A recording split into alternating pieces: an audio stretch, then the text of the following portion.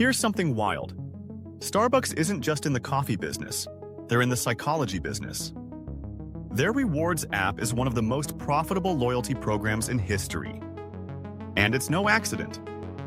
Every little detail, from how you load money, to how you earn stars, to how those stars expire, is designed to make you spend more than you planned. Most people think they're saving money by earning free drinks, but the reality is Starbucks gets you to come back, spend more, and even leave money behind. Today, we're breaking down the psychology of the Starbucks rewards program, why it's so addictive, how it taps into the same brain mechanisms as slot machines, and how you can protect yourself from falling into the trap. The big question. So the big question is this: why does Starbucks rewards work so well? Why do millions of people happily preload money, chase stars, and keep coming back, often spending way more than the value of the rewards they earn? The answer comes down to a mix of gamification, psychology, and frictionless design. The Gamification Hook. The foundation of Starbucks rewards is simple. The more you spend, the more stars you earn. But it's not just a loyalty program, it's a game.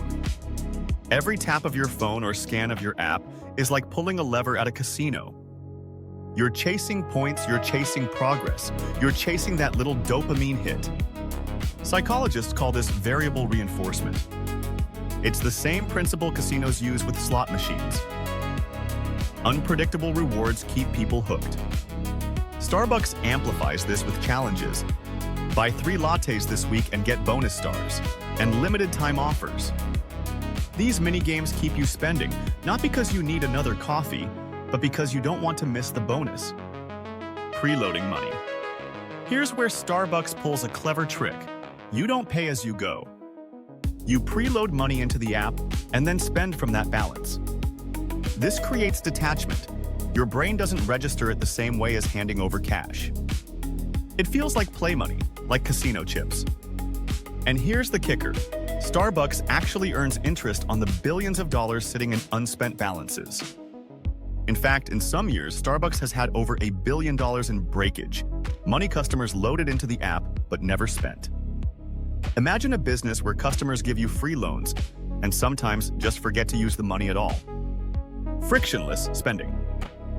By combining preloaded balances with mobile payments, Starbucks removes all friction from buying. No fumbling with bills, no swiping cards, no counting change. You just tap, earn stars, and move on. The payment barely registers in your brain. And the faster and smoother the purchase feels, the easier it is to justify just one more.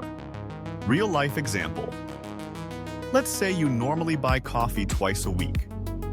But then Starbucks drops a bonus challenge. Buy 3 drinks this week and earn 50 extra stars.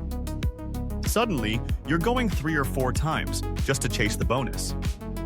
You didn't need the extra drinks, but the app framed it as a smart decision. Earn stars now, get free coffee later.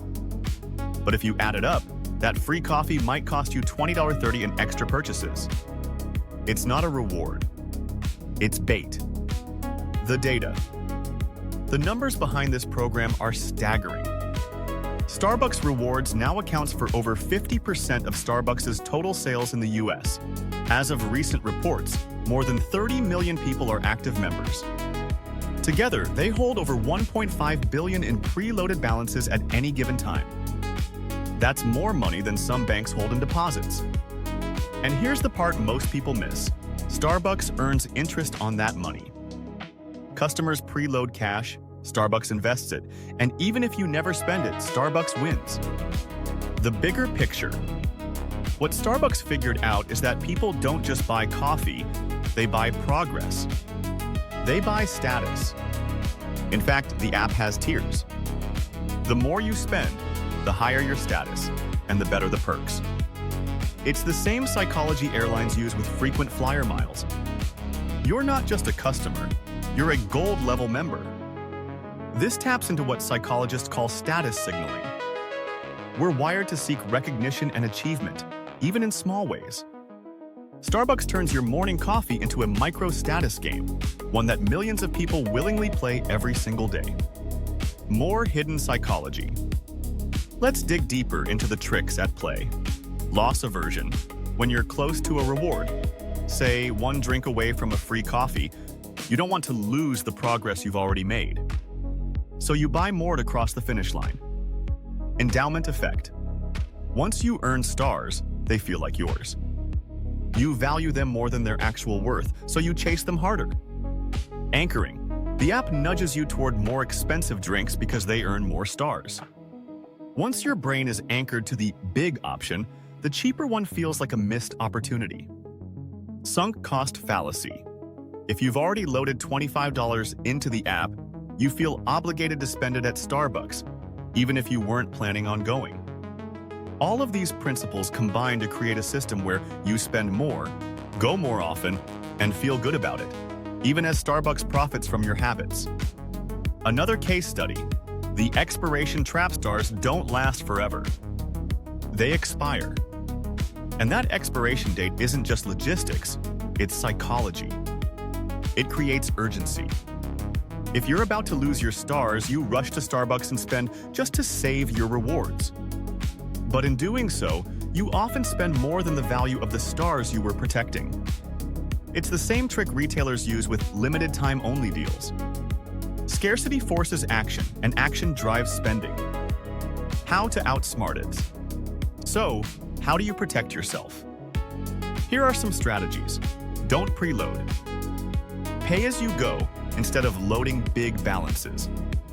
This keeps the money real, not abstract. Ignore challenges. If you don't need the coffee, don't buy it just for stars. Set a budget. Decide in advance how much you'll spend on coffee each week and stick to it. Use rewards mindfully. If you do participate, treat it like a bonus, not a savings strategy. Reframe the cost. Every time you're tempted to chase stars, ask yourself, would I rather have this coffee or the $5 in my savings account? Closing, Starbucks Rewards isn't just a loyalty program. It's a behavioral experiment that turns coffee into a game, one that you almost always lose. But once you understand the tricks, gamification, frictionless spending, and psychological biases, you can break free. Now I want to hear from you. Are you part of Starbucks Rewards? Have you ever realized you're spending more just to chase stars? Drop your answer in the comments below. And if you found this breakdown helpful, hit like and subscribe to NeuroWealth for more insights into the hidden psychology of money.